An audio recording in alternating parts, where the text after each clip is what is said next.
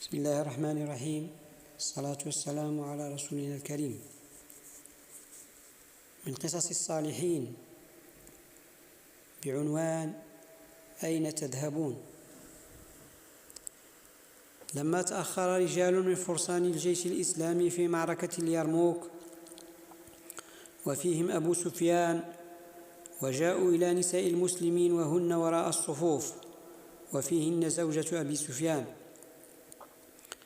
وعلمنا أن هؤلاء الرجال هربوا من صف القتال، فقلنا بصوت جهوري: أيها الرجال، أين تذهبون وأنتم تهربون؟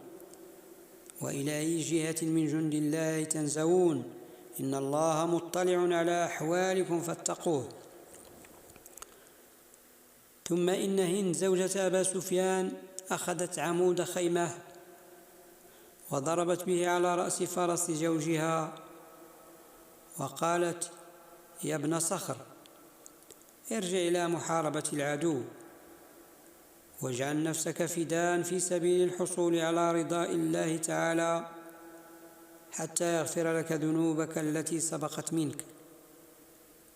واذكر تلك الأيام التي كنت فيها تحرض الناس على خلاف رسول الله صلى الله عليه وسلم وتساعد الكفار والمشركين على محاربته. عندها رجع وحارب وأبلى بلاء حسنا في المعركة.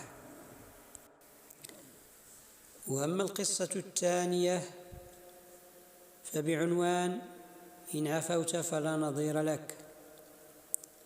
قال المأمون لإبراهيم بن المهدي: إني شاورت في أمرك فأشاروا علي بقتلك، إلا أني وجدت قدرك فوق ذنبك فكرهت القتل للازم حرمتك.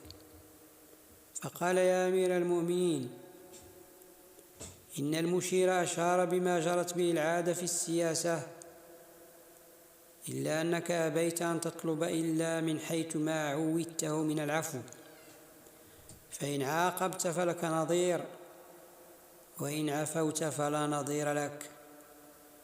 وأنشأ يقول: